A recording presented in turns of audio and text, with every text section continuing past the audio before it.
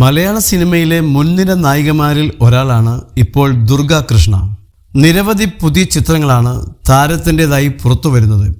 എന്നാൽ അടുത്തിടെ താരം അഭിനയിച്ച ഉടൽ എന്ന ചിത്രം OTT റിലീസായതിന് പിന്നാലെ വിവാദങ്ങളും ഉയർന്നു വന്നിരുന്നു. ഇപ്പോഴിതാ തൻ്റെ മറ്റൊരു ചിത്രമായ കുടുക്ക് നായകനായിരുന്ന കൃഷ്ണശങ്കറുമൊത്തുള്ള രസകരമായ ഒരു അനുഭവം പങ്കുവയ്ക്കുകയാണ് ദുർഗ കൃഷ്ണ. ചിത്രത്തിൽ അഭിനയിക്കുന്നതിന് മുൻപ് തനിക്ക് കൃഷ്ണശങ്കറിനെ അറിയില്ലായിരുന്നു എന്നാണ് താരം പറയുന്നത്.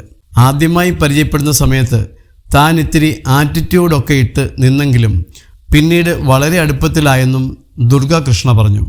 മിർച്ചി മലയാളത്തിന് നൽകിയ അഭിമുഖത്തിലായിരുന്നു ദുർഗ കൃഷ്ണയുടെ തുറന്നു പറച്ചിൽ. അന്ന് കുടുക്കിൻ്റെ ഷൂട്ട് തുടങ്ങുന്നതിന് മുൻപ് ഞങ്ങളൊരു ഫോട്ടോഷൂട്ട് വെച്ചിരുന്നു. അതിനു മുൻപ് ഞാൻ കിച്ചുവിനെ കണ്ടിരുന്നില്ല. ഒരുപാട് പേർ നമ്മളോട് ഇങ്ങോട്ട് ആറ്റിറ്റ്യൂഡ് കാണിക്കാറുണ്ടല്ലോ, ഞാനും അങ്ങനെ ആവട്ടെ എന്ന് കരുതി മാറി നിന്നു, ദുർഗ കൃഷ്ണ പറഞ്ഞു. എൻ്റെ കയ്യിൽ മോയ്സ്ചറൈസർ ഒക്കെ ഇട്ട് നിൽക്കുകയായിരുന്നു ഞാൻ. അപ്പോഴാണ് കിച്ചു എന്നെ പരിചയപ്പെടാൻ വന്നത്. നായികയല്ലേ, സംസാരിക്കാം എന്ന് കരുതിയാണ് വന്നത്. കിച്ചു വന്ന് പരിചയപ്പെടാനായി കൈ കാണിച്ചപ്പോൾ സോറി, കൈ തരാൻ പറ്റില്ലെന്ന് ഞാൻ പറഞ്ഞു.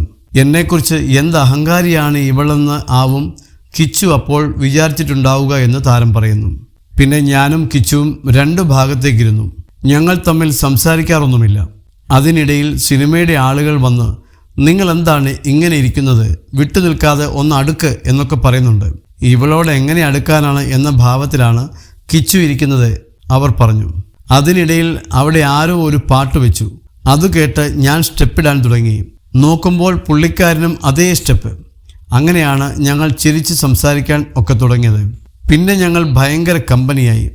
എൻ്റെ വീട്ടിലെ ഒരു കുട്ടിയെപ്പോലെയായി കിച്ചു. അതുപോലെ തന്നെയാണ് കിച്ചുവിൻ്റെ ഫാമിലിയിൽ ഞാനും, ദുർഗ കൂട്ടിച്ചേർത്തു.